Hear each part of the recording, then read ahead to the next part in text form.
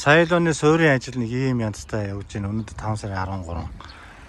Энэ хэрлэн зураглал гэдэг энэ суурийн ажлыг авсан гэрээ хийсэн компани ажил 5 сарын 8-нд дуусгана гэдээ өөрсдөө төлөвлөгөө хийгээд ингээд явсан боловч одоо өнөөдөр 5 сарын 13-нд ийм янзтай байна. Одоо энэ уулны бетонуудыг ингээд хийх юм бол энэ бас дахиад нэг хатах гэж 7 хоног өнтэй болох.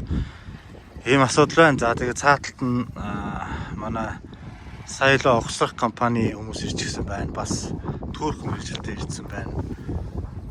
Ингээд энэ усууд бас хүлээлтийн байдалтай. За яг одоохондоо ирсэн материалуудаа зэгцлээд хооронд нь боож холбохын холбоо гэдэг юм иймэрхүү ажлууд хийгээд ингээд байж байна. За гол нь энэ хэрлэн зураглал гэж компани байна. Энэ айгүй төвөгтэй компани юм аа. Захирал нь утас ширмсэн авахгүй. Доор нь байдаг галхуугээд энийг хариуцсан бас нэг хүн уцаахгүй. Яасан мэддэхгүй ингээ алга болчихно. Нодлон бас нэг иймэрхүү янзтай хүмүүс байхгүй. Хүүхдүүд ажиллаулаад ингээд явсаар хагаад цастай золгоод ингээд зогссон айл штэ. Ажлаа зогсоосон. Одоо ингээд биднээс ингэж явсаар бороотой золгох нь дараа нь угсралтын ажил цастай золгох нь уу.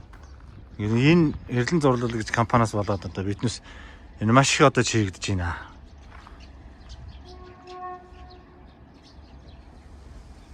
За энэ компани өмнө нь одоо сэлэнг тариа дээр ажиллаж исэн гэдэг юм байдлаараа ч юм уу гэрээ хийхэд үед нэг юм баахан яриа болж байгаад сонгогдсон өндөр дүнтэй ажил авсан компани.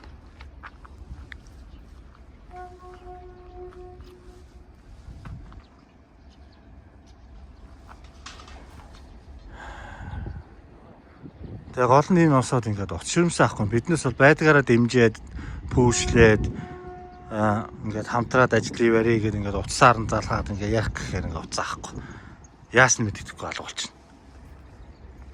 Тэгээ энэ зүү харагийн бетон зурмгийн энэ